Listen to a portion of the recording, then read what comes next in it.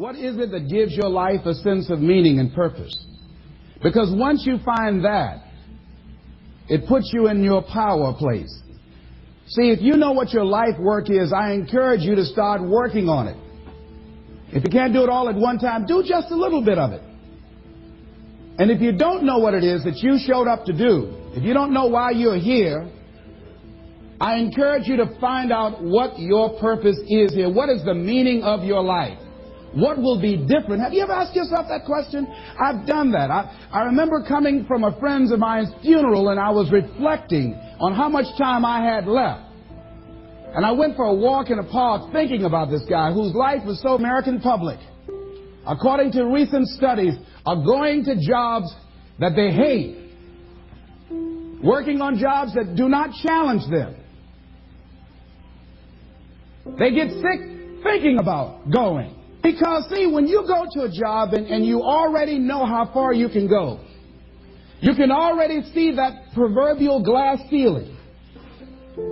See, when you're going someplace and you already know how much you're going to make, you already know how far you can go, you're in a dead-end position. It erodes your self-esteem. It lowers your sense of yourself. It creates some inner turmoil. It creates an emptiness in you. So I say that your life is worth finding what it is that you're supposed to do. And I'm not saying quit your job. I'm saying find it and do just a little bit of it. Just start working at it just a little bit. But do find out what your work is and hold on to it, and don't let your dream go. Don't let it go. See, and here's something else I want you to begin to look at. Why is it that most people don't pursue their dreams or don't do better than what they're doing if they're capable of doing it? I think that many of us don't go the next step because we don't know what to do yet. And I say that the reason that we don't even explore the possibility of what to do is because subconsciously we don't believe that it can happen for us.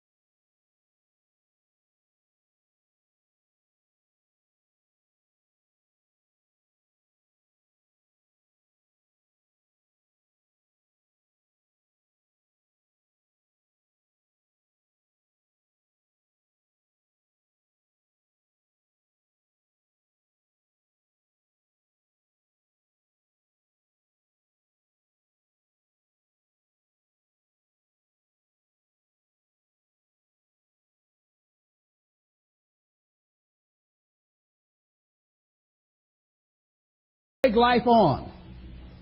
You've got to ask yourself, how long am I going to allow this to hold me back?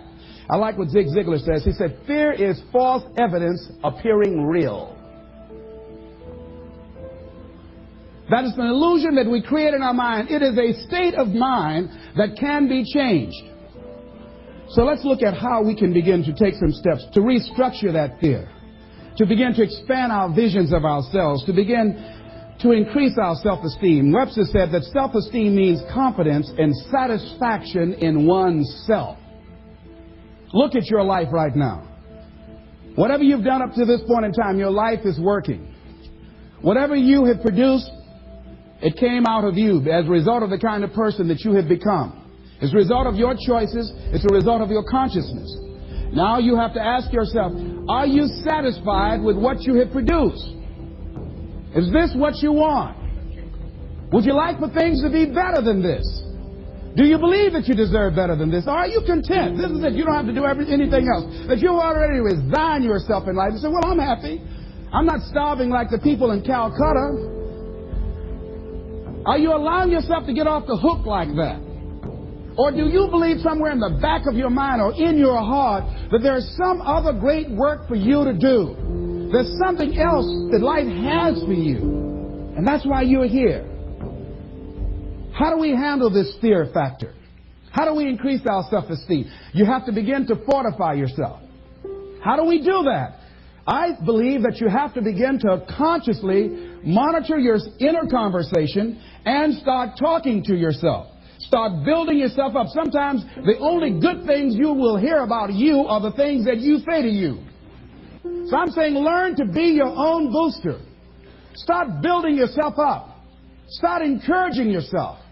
Start saying, I can do this. I can make this happen. When I started thinking about becoming a speaker, I said, yes, I can do this. I can make this happen. When I start trying to convince myself I can be a businessman after flopping and failing and losing thousands of dollars and feeling stupid and dumb and having people take advantage of me because of what I didn't know. I had to talk to myself because people were saying to me that I was dumb. And somewhere in the back of my mind I was saying, you're right, look at what I've done.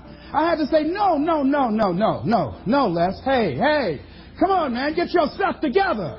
You can handle this. You just haven't figured it out yet. It's all right. This is your training period. This is the tuition you have to pay for what you don't know.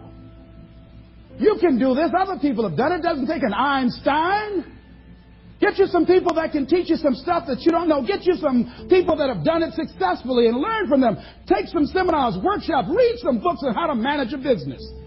Change the way you see yourself and begin to tend to the personal details. Understand that nobody's going to take care of your business better than you.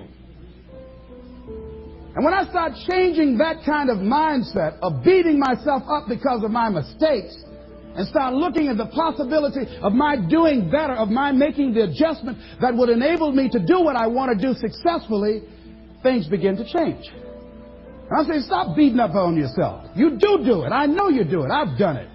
It's a natural inclination for us to put ourselves down. See, we are born negative, I think, in a negative consciousness because we live in a negative world. Here's some other things, ladies and gentlemen.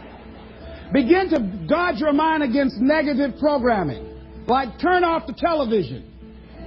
Don't watch the news. So you've got to guard the kinds of things that you put in your mind. See, if you don't program your mind will be programmed because human beings are goal-oriented.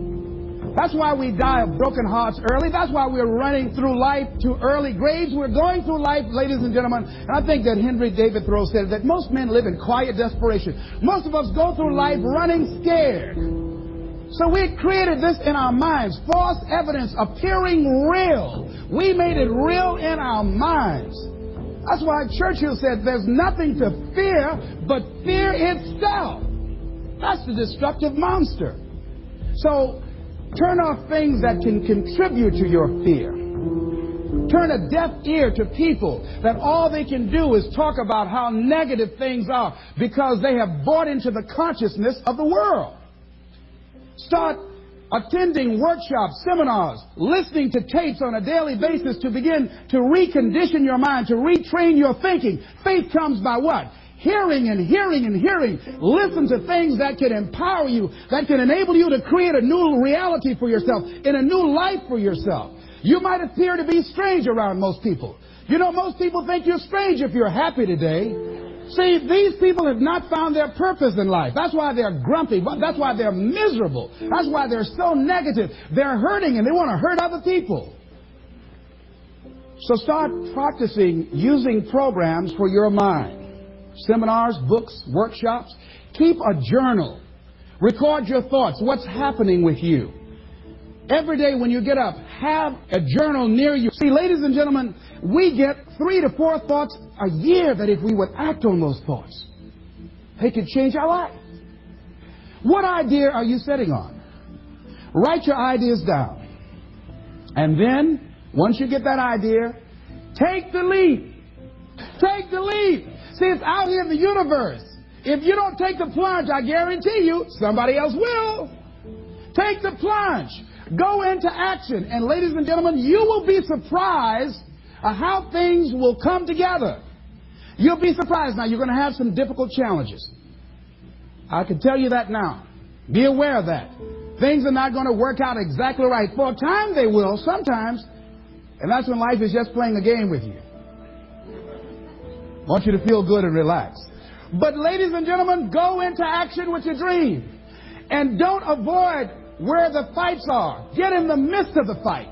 Get knocked down so you can learn how to fight, so you can hold your position.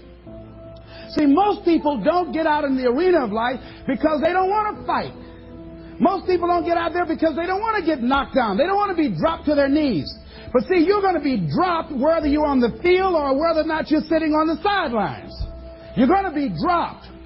So at least get dropped for something. See, that's how most people are spectators in life. You don't want to be a spectator. You want to get out in the field where the action is. And you will be amazed. After the struggle, there will be a calm period and things will begin to click for you.